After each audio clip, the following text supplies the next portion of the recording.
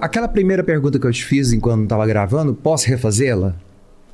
Qual? Quando você me disse que o teu nome é Antônio em homenagem a Santo Antônio de Pádua, Isso. por conta do teu pai. E eu te perguntei, quando é que foi o teu primeiro vínculo com a religião e quando foi que você se desvinculou da ideia de religião? Pode partir dessa ideia? O que você acha? Pode Pode ser. ser. Pode? Antônio. Então, só pra galera poder conhecer então, o meu pai, ele ia se chamar Silvestre. Aí, só que ele nasceu no dia 13, dia de Santo Antônio, 13/6. E aí, na época, todo mundo era católico, não existia essa coisa de crente, não existia nada, era todo mundo católico, né? Aí o pessoal devoto foi e falou, não, nasceu o dia de Santo Antônio, tem que se chamar Antônio. E aí, daí em diante, sempre foi em igreja católica, conheceu minha mãe era professora de catequese. Aí quando eu nasci, né, super devoto, Santo Antônio botou meu nome de Antônio. Ganhei o presente, ainda fui sorteado. Mas eu nunca me liguei muito assim na igreja católica, eu sempre achei chato, cara. Aquelas liturgias, em nome do Pai, do Filho, Espírito Santo, aí senta e levanta, e um negócio chato. Aí, tipo, eu não gostava de ir. Desde criança eu não gostava de ir. Mas eu acreditava em Deus, acreditava nessas coisas assim, né? Essas, tipo, cobra falante, achava legal e tal. Eu ficava com medo de inferno, de demônio. Mas sempre achei surreal, cara. Surreal. Coisa mágica assim, né? Até que um dia eu vi um desenho chamado Cavaleiro do Zodíaco. E nesse desenho falava de Deus Atena, Deus Poseidon, Deus Odin. Eu falei, ué, existem outros deuses além do Deus que meu pai e minha mãe me ensinou? Eu fui perguntar para um primo meu. Ele falou, não, existe. Aí ele falou lá dos deuses nórdicos, dos deuses gregos, dos deuses egípcios. Eu falei, é estranho isso, né? Mas nunca questionei, continuei seguindo. E lá na minha adolescência, quase fase adulta, quando eu fui fazer um curso de inglês, teve uma moça evangélica que ela me convidou para participar e da igreja, né? Igreja evangélica. Para poder ir na reunião de célula, tudo isso. Ai, que delícia. Aí, né, participar da reunião de célula, tudo isso. O que acontece? Um dia, ela chegou para mim e falou assim, você tem chamado apostólico. Eu falei, o quê? Você tem chamado apostólico. Eu falei, eu vi você trazendo o mundo inteiro para Jesus Cristo em inglês. Eu falei, opa! Em inglês? Em inglês, porque era curso de inglês, entendi, né? Aí tem que ter a propaganda ali do curso, na revelação, claro, né? Vendeu ali, legal. Aí eu falei, rapaz, vou trazer todo mundo para Jesus Cristo em inglês. Ela falou, você vai ser apóstolo, chamado apostólico. Eu falei, caramba. Foi e me deu uma Bíblia. Quando eu chego em casa, rapaz, eu falei assim, eu vou virar vice-deus, vou converter todo mundo para Jesus, é hoje. A partir de hoje, vou estudar isso aqui.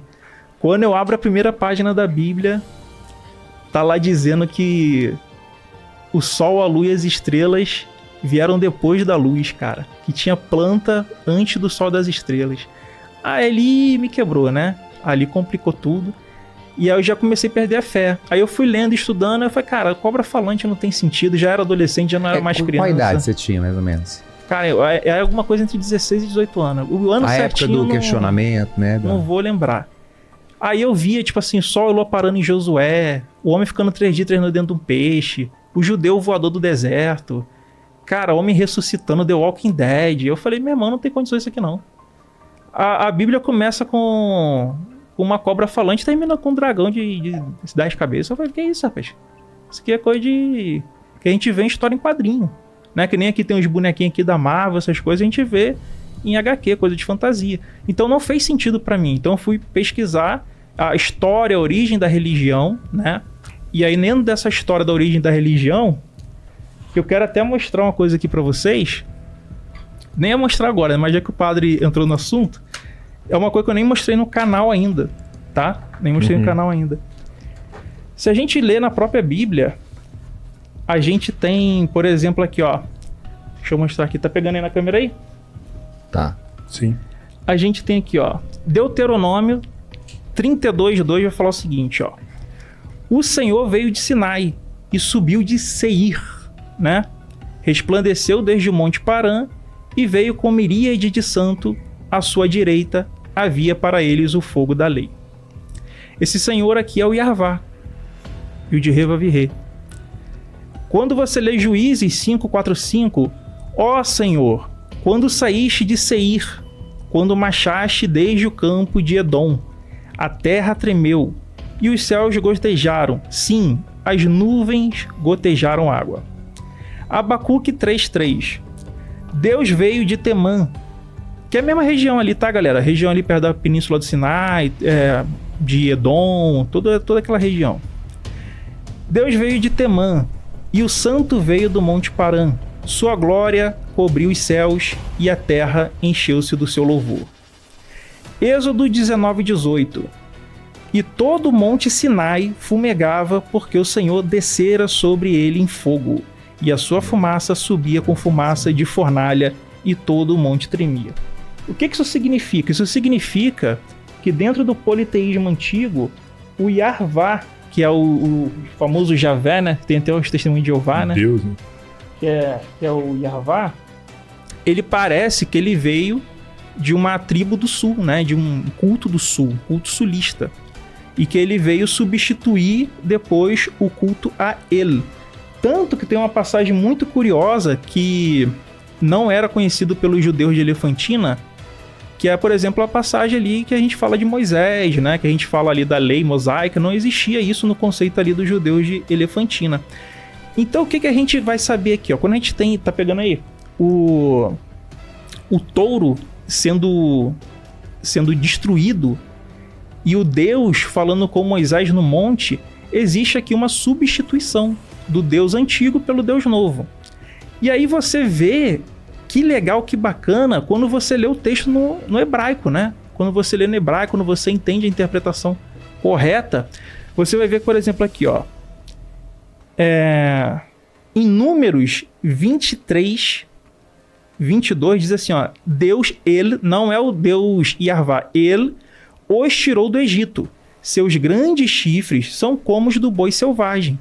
Ué, Deus, ele, não era Deus Yarvá sendo comparado com um boi selvagem tendo grande chifre? Que isso, rapaz? Já existia corno naquela época? Não era isso, obviamente, né, galera?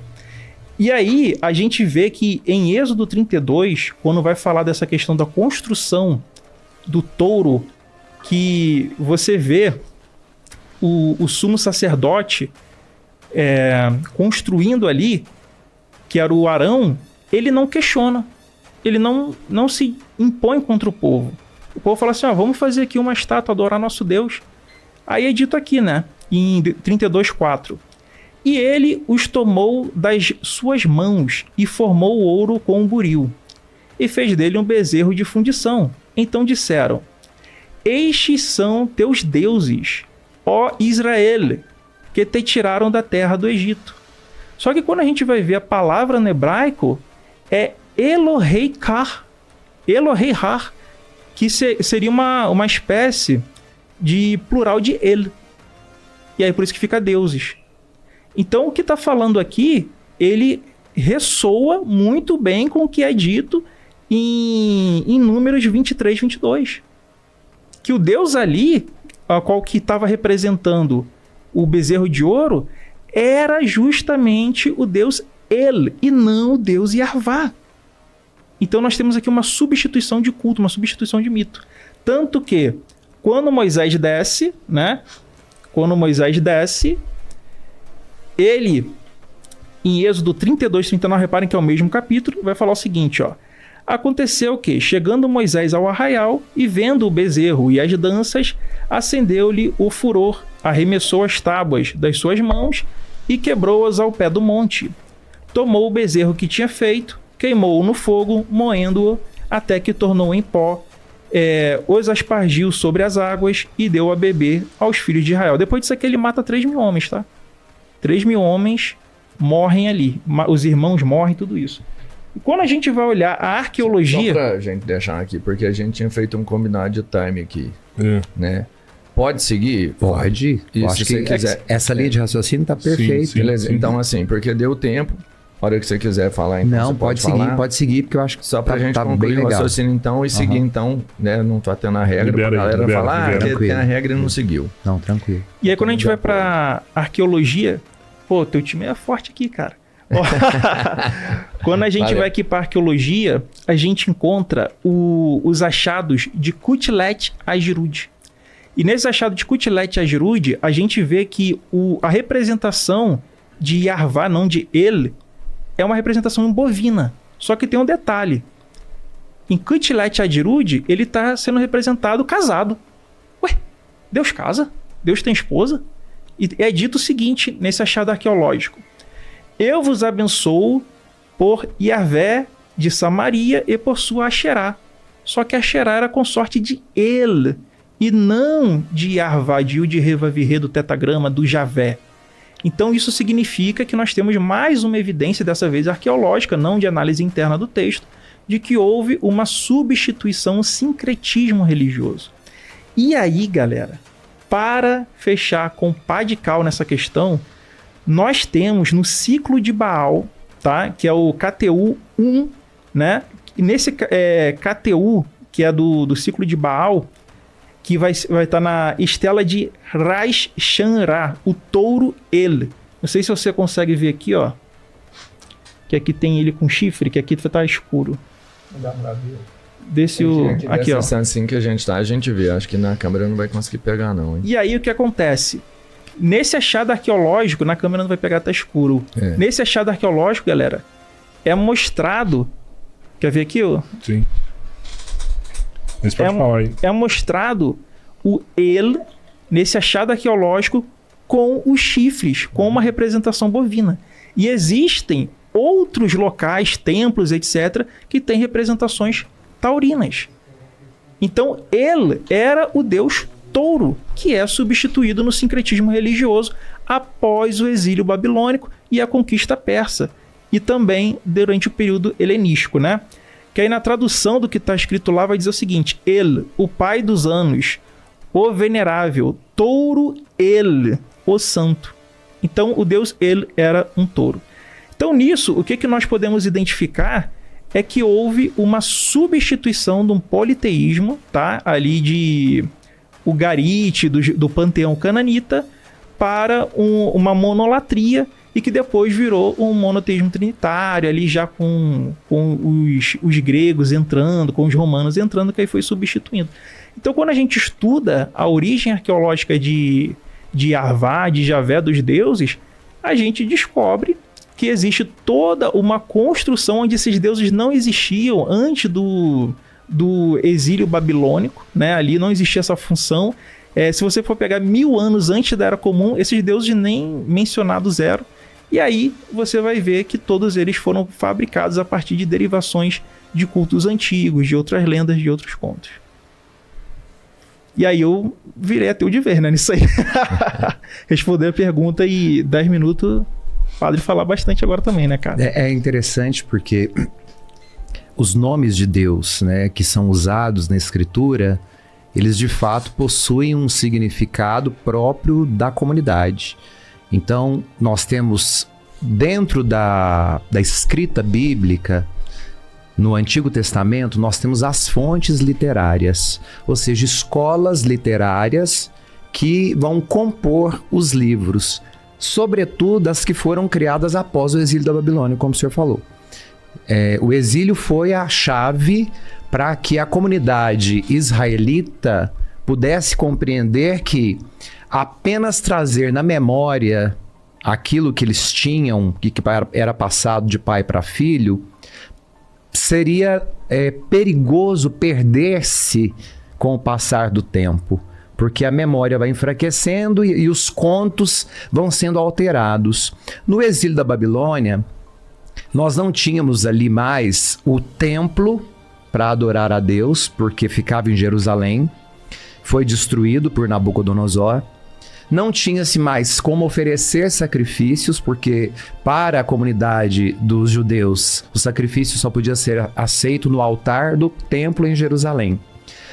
Então, a maneira como eles encontraram de permanecer próximos de Deus foi justamente escrevendo sobre esse Deus. E o curioso é que quando há a dominação babilônica sobre as comunidades ao redor ali do Oriente, várias línguas, vários povos e várias culturas se juntam na Babilônia. E os judeus, eles fazem um levantamento dos textos sagrados que estavam na língua comum da Babilônia, que era o aramaico.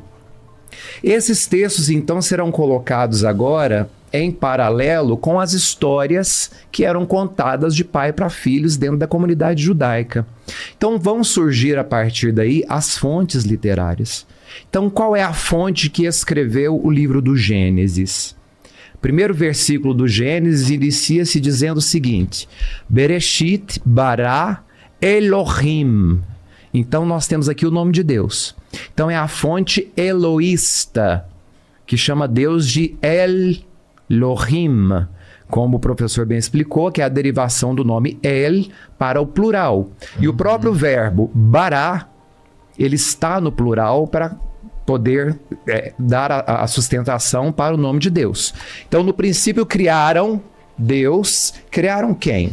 Quem são eles que criaram? De fato, está no plural. Não, mas o verbo ali, ele está no singular. Aí qual é a regra na gramática hebraica? Quando o verbo está no singular, se traduz o sujeito também no singular, entendeu? O Elohim. Então, quando o Elohim, mesmo sendo esse plural, ele continua sendo o nome do Deus único. Tanto que nós vamos ter as terminologias e os sufixos das palavras bíblicas muito ligados ao El. Por exemplo, o nome dos anjos: Gabriel, Miguel, Rafael. Porque El é Deus. É Ele. É o Criador. É aquele que aparece no Gênesis. E o verbo que vem antes do El, ou depois, caso o El seja um sufixo, um prefixo, ele demonstra a ação de Deus. Então, Gabriel significa Deus fala. Rafael, né, do verbo Rafa, vem de curar. Né? E Mikhael significa quem é como Deus. São os 3 arcanjos que nós mais conhecemos e citamos mais. Então, Deus, ele é citado como uma palavra. No Novo Testamento, nós vamos ter a comprovação disso, e achei interessante quando o Antônio disse, né? Quando eu li a primeira vez que existia luz antes de existir os astros, aquilo já me assustou e já me despertou para pensar, pô, isso não é impossível, né?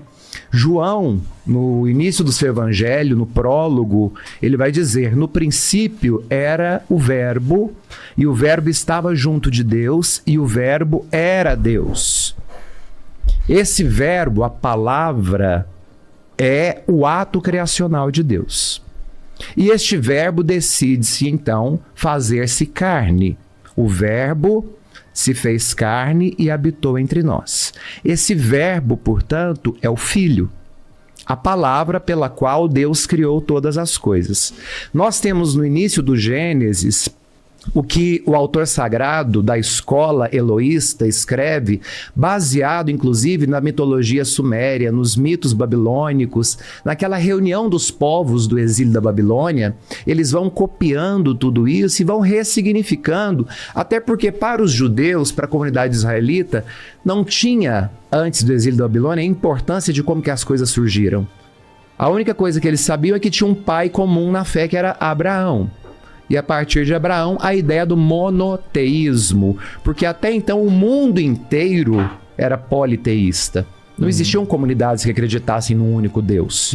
Então, o nome Abraão, literalmente, significa passar para o outro lado, atravessar. Então, Abraão é aquele que atravessa, ele sai do politeísmo e vem para o monoteísmo. Quando nós iniciamos a leitura do Gênesis, nós já vamos perceber, dentro da própria revelação da palavra, aquilo que João, no prólogo, vai nos ensinar em Jesus Cristo, porque o Antigo Testamento acaba deixando lacunas para o cristianismo. E é em Cristo é que nós vamos ter aquilo que é o complemento das lacunas. Ele começa dizendo: no princípio, Deus criou o céu e a terra. Eis então que a terra não possuía forma, estava caótica. E o Espírito, aqui ele diz, narra primeiramente uma pessoa, o Espírito, e a segunda pessoa, de Deus, pairava sobre as águas. A água na simbologia judaica significa transformação, significa mudança de comportamento. E então ele vai dizer: haja luz. E o professor bem disse, não existiam astros, Que luz é essa? É João, no seu evangelho, que vai nos explicar. O Filho é a luz revelada de Deus.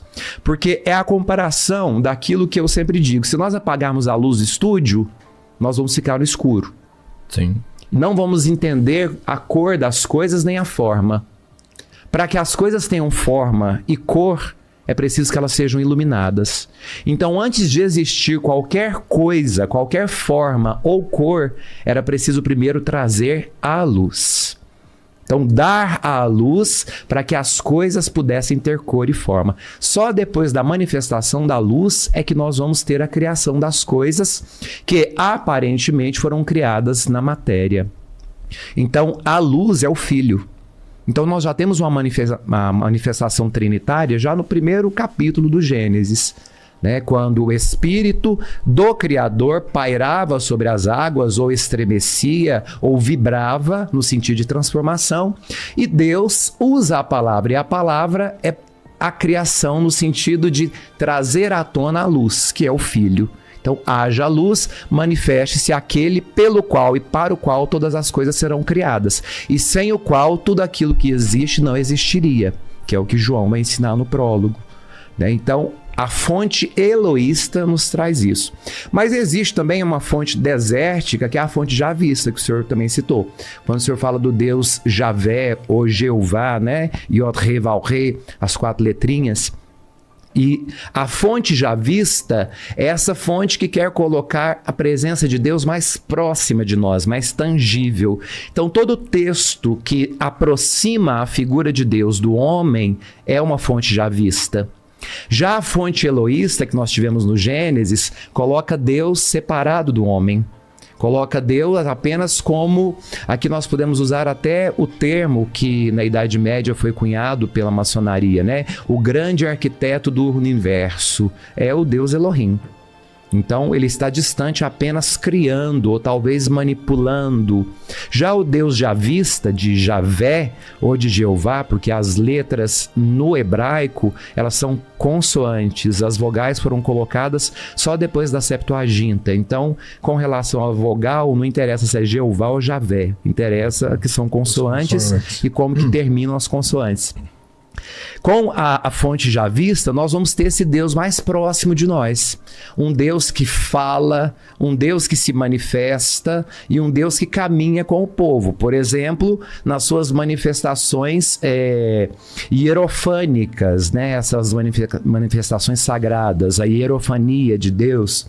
Então, o fogo durante a noite, para poder iluminar o caminho, e durante o dia, a nuvem, né, para poder representar fisicamente a presença de Deus. O fogo durante a noite sobre a montanha, a sarça ardente que vai depois se manifestar dentro da tenda. O fogo vai ser essa junção da presença deste Deus que caminha junto ao seu povo, que é o Deus apresentado por Moisés e que vai ser reapresentado por meio de Jesus Cristo. Tanto que na Sagrada Liturgia, quando nós rezamos, e é uma parte bonita e é peculiar na Igreja Católica do Brasil, quando nós rezamos, o sacerdote convida a Assembleia e diz: o Senhor esteja convosco, a Assembleia responde: Ele está no meio. Porque o nome de Cristo, um dos adjetivos dado a Ele, é o Emmanuel, que significa Deus conosco. Então significa que Deus caminha conosco. É esse Deus ensinado por Moisés. Moisés vai ter o seu povo também. A formação do povo de Israel não é uma formação só dos filhos de Abraão. Nós vamos ter ali várias outras formações tribais que vão se juntar aos povos descendentes de Abraão. Então não serão só os monoteístas que vão formar o povo da terra prometida, serão vários. E com eles vão surgir fontes também que vão trazer, inclusive, essas evidências que o professor nos ensinou. Essa substituição de deuses do paganismo para uma verdade revelada e experimentada agora por meio do monoteísmo. Então, quando o professor nos ensina que houve uma substituição, praticamente um sincretismo, é uma grande verdade. Porque era preciso ter uma forma anterior para dar embasamento numa fé que era nova. Então, a novidade, o Deuteronômio vai proibir, por exemplo, a marcação da pele, que era comum nas tribos. As tribos se identificavam com as marcações, que é o que nós chamamos de tatuagem, né? Então, o Deuteronômio proíbe tudo isso. Em compensação, nós vamos ver que as tribos anteriores só se identificavam por meio de desenhos, né? E se nós formos ao Oriente, pegarmos ainda as religiões politeístas, nós vamos ver que as marcas no corpo são fundamentais, né, para identificar principalmente as castas religiosas. Se você vai à Índia, você tem as pinturas de rena e elas têm um significado religioso. Não é apenas um adorno, não é apenas um enfeite. Aquilo ali significa uma casta religiosa. Então, é de fato necessário conhecer esse passado histórico, e o professor tem toda a razão quando diz, né, de criar essa ideia do sincretismo, até porque a ideia monoteísta era uma grande novidade. Então era preciso trazer o mais próximo possível do povo que estava acostumado com o politeísmo, era preciso trazer o mais próximo deles à realidade. Então eles viviam no deserto. A Escritura diz que passaram 400 anos. O número 4 significa transformação, ciclos. O número 4, 400 anos. Não sabemos se foram 400 anos, se foram 4 ou se foram 1000 anos. Sabemos que este povo monoteísta esteve no Egito e aprendeu muito do panteão sagrado dos egípcios. Então era preciso desintoxicar esse povo. Só que a gente não retira o remédio de uma vez, a gente retira em pequenas doses. Então, a sabedoria bíblica vai nos mostrando, conforme o professor mesmo nos mostrou, que essas assimilações e proximidades com os deuses com os quais o povo hebreu estava acostumado foi sendo distanciado com o passar do tempo. E só vai ganhar corpo mesmo escriturário, só vai ganhar um corpo bíblico e literário a partir do exílio da Babilônia. Porque antes disso era impossível desmamar o povo da noite para o dia daquilo que eles viveram durante tantos séculos presos na escravidão do Egito, que nós vamos entender isso no Novo Testamento como a libertação que nós recebemos de Jesus. A libertação, enquanto Moisés livrava o povo, a matéria da escravidão do Egito, o Cristo vem para libertar a alma da escravidão do pecado, daquilo que nós somos condicionados, que eu acho que nós vamos entrar nesse assunto também, né, professor? Antônio, quer responder alguma coisa? O pessoal Sim. aqui tá louco para te ouvir aqui. Então vamos lá. Cara, isso aí que o padre faz, que fez agora diante da gente aqui, é uma coisa chamada exegese. É quando a gente coloca a nossa interpretação em um texto que não tem o seu contexto, que não tem a sua exegese histórico-crítica para embasar aquilo ali. Tá? Então a gente faz uma coisa chamada exegese, que se fosse nos tempos da Inquisição, seria chamado de heresia e a pessoa seria queimada viva e morta por estar fazendo isso que se chama heresia. O que acontece? Quando a gente vai ler... Ia queimar o padre na época? Iam queimar, se fosse na época, ia ser heresia. Se eles defendessem isso, seria heresia. Quando a gente vai analisar o texto, dentro do seu contexto histórico-cultural, de forma crítica, de forma exegética, de forma científica, existe Jesus Cristo ali? Em toda a Bíblia hebraica existe Jesus Cristo? Não. Assim como não tem Jesus Cristo e Trindade no Gênesis, não existe Jesus Cristo, por exemplo, em Isaías 53. Ali está falando do povo de Israel, né? Então, os cristãos, depois que dominaram, assimilaram essa cultura, passaram a ver na Bíblia hebraica o que não existe, fazendo exegese, fazendo heresia, colocando Jesus e tudo quanto que é texto, falando que é profecia, etc. Quando você vai analisar no hebraico, não existe. Então, para demonstrar isso, nós temos que ver que nós temos um dado que mostra, na própria Bíblia, se chama evidência interna, em Deuteronômio 32:8, que vai mostrar o seguinte, ó, que Elion, um deus Elion, que era como se fosse o deus principal, ele distribui a herança da terra. E nessa distribuição de herança da terra, ele vai dar a terra para o deus Yarvá. Ué, o Yarvá, um deus, estaria dando para ele própria terra? Não. Ali é um contexto politeísta. É um contexto de vários deuses. Tanto isso é reforçado também no Salmo 82, versículo 1, quando diz que Elohim, ele está na congregação, né, ou seja, na assembleia do Deus El, junto com outros Elohims, junto com outros deuses. Contexto de trindade? Não, contexto de politeísmo. Então, quando o autor estava escrevendo Gênesis, quando o autor estava escrevendo, os autores estavam escrevendo a Bíblia hebraica, não se tinha o contexto de trindade. E aí, como é que a gente dá a pá de cal nisso?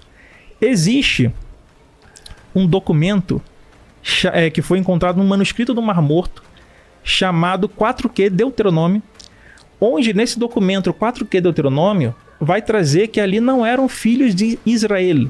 Ali, pode ver aí, pode passar para o nosso amigo, ali o contexto se chama os filhos de Elohim, ou seja, Benei Elohim, os filhos de Deus. Então, no caso, os Benei... Valeu, facinho. essas últimas partes aí, tá vendo? Ali o isolado é Benei e o outro ali é Elohim. Então, o contexto que está nos apresentando ali é um contexto de politeísmo e não trinitário. A gente pode ver, por exemplo, em 1 Reis 19, no capítulo inteiro, se a gente não entender que isso aqui é politeísmo, o texto fica super confuso. Padre, eu não sei se você consegue ler, ou se alguém tiver uma Bíblia aí, você pode ler o texto em português aqui pra gente? Do começo? É. Então... É 1, né? E Acabe fez saber a Jezabel tudo quanto Elias havia feito, e como totalmente matara todos os profetas à espada. Então Jezabel mandou um mensageiro a Elias, a dizer-lhe: assim me façam os deuses e outro tanto, se de certo amanhã a estas horas não puser a tua vida como a de um deles. O que vendo ele se levantou e para escapar com vida se foi, e chegando a Berseba, que é de Judá, deixou ali o seu servo. Ele, porém, foi ao deserto, caminho de um dia, e foi sentar-se debaixo de um zimbro, e pediu para si a morte, e disse: já basta, ó Senhor, toma agora a minha vida, pois não sou melhor de que meus pais. E deitou-se e dormiu debaixo do zimbro. E eis que então um anjo o tocou e lhe disse: levanta-te, come. E olhou, e eis que à sua cabeceira estava um pão cozido sobre as brasas e uma botija de água. E comeu e bebeu, e tornou a deitar-se. E o anjo do Senhor tornou segunda vez e o tocou e disse: levanta-te e come, porque te será muito longo o caminho. Levantou-se, pois, e comeu e bebeu, e com a força daquela comida caminhou 40 dias e 40 noites até o Horebe, o monte de Deus. E ali entrou numa caverna, e passou ali a noite. E eis que a palavra do Senhor veio a ele e lhe disse: que fazes aqui, Elias? E ele disse: tenho sido muito zeloso pelo Senhor Deus dos exércitos, porque os filhos de Israel deixaram a tua aliança, derrubaram os teus altares e mataram os teus profetas à espada. E só eu fiquei, e buscam a minha vida para me tirarem. E Deus lhe disse: sai para fora e põe-te neste monte perante o Senhor. E eis que passava o Senhor, como também um grande e forte vento que fendia os montes e quebrava as penhas diante do Senhor. Porém o Senhor não estava no vento. E depois do vento, um terremoto. Também o Senhor não estava no terremoto. E depois do terremoto, um fogo. Porém também o Senhor não estava no fogo. E depois do fogo, uma voz mansa e delicada. E sucedeu que, ouvindo-a, Elias envolveu o seu rosto na sua capa e saiu para fora, e pôs-se à entrada da caverna. E eis que veio a ele uma voz que dizia: que fazes aqui, Elias? E ele disse: eu tenho sido extremamente zeloso pelo Senhor Deus dos exércitos, porque os filhos de Israel deixaram a tua aliança, Derrubaram os teus altares e mataram os teus profetas à espada, e só eu fiquei. E buscam a minha vida para me tirarem. E o Senhor lhe disse: vai, volta pelo teu caminho para o deserto de Damasco, e chegando lá, unge a Azael, rei sobre a Síria. E aí, a gente pode ver que é um texto, se a gente for ler em português, que ele fica meio confuso, né? Uma hora ele fala com Deus, depois Deus parece que não conhece ele, que não falou com ele, parece que ele foi falar com outro Deus. Torna-se até redundante, né? E fica enfadonho o texto. Só que, quando a gente vai pro hebraico, a gente vê que em 19:2, quem que ele tá falando é um Elohim. Quando a gente vai pro 19:4, já é o Yarvá. Quando a gente vai pro 19:7, aí é o Malar Yarvá. Quando a gente vai, por exemplo, para o 19:8, ali a gente tem o Ha-Elohim. Ha-Elohim já seria outra categoria. Quando a gente vai para o 19:9, aí a gente tem o Devar e Yarvá. E no 19:10 nós vamos ter o Elohei Savaot, ou seja, Senhor dos Exércitos, né? O Deus dos Exércitos. Então parece que são vários deuses que estão aqui contidos nesse capítulo, ao qual o padre muito gentilmente leu pra gente, até agradeço. E aí a gente tem um último problema na fala do padre, que é que ele falou que o Espírito de Deus estava vagando sobre as águas da criação de Gênesis. Isso é impossível, porque ali é ruar no hebraico, e ruar é sopro. E pelo tronco verbal do hebraico, ali é uma ação violenta. Então não é como se estivesse planando, sobrevoando, como se fosse uma levitação espiritual. Até porque na antiguidade, os hebreus não tinham esse conceito de espírito, de alma. Isso é coisa que vem depois com os helenistas. Ali, quando a gente pega uma literatura do Antigo Oriente Próximo, que se chama Enuma Elis, que é o mito de criação babilônico, a gente vê que existe uma batalha entre os deuses, onde, por exemplo, Marduk, que era como se fosse o deus principal, ele luta com uma criatura cosmogônica chamada Tiamat. Aí agora a galera vai lembrar do Caverna do Dragão, né? Caverna do Dragão. Pô, isso aí não tem como muito forte. Não lembrar. Esse deus, o Marduk, ele recebe as ferramentas que são os ventos, né? O poder do vento. E esse vento, dos 4 ventos, ele usa como arma. E ele lança esse vento de forma violenta contra a criatura cosmogônica, Tiamat, derrotando ela. Ele fende ela ao meio e cria os céus. O que a gente vê acontecendo exatamente em Gênesis? A gente vê Deus, né, o vento de Deus, o vento forte de Deus, agitando as águas cosmogônicas, né? E aí, a partir dali, ele vai fazer surgir o quê? A separação dos céus, das águas de cima, e dos céus, e as águas de baixo, que seriam as águas, os mares, os oceanos. E aí tem um detalhe. Ali não pode ser nada referindo a Jesus, porque o termo de céu ali é raquia. Raquia é como se fosse uma chapa de metal que foi batida com martelo. Então a gente está falando de o que os terraplanistas hoje chamam de um domo. É como se fosse um domo e lá em cima tem águas. Quando você tem a palavra Shamaim, que significa céus, esse Aim significa águas. E está no plural, né? Por exemplo, Elohim, Shamaim, né? Esse im no final de Elohim e Shamaim significa plural. Então são as águas. E você tem que o começo da palavra é como se fosse lá, de lá ou algo parecido. Então como se fosse as águas de lá de cima.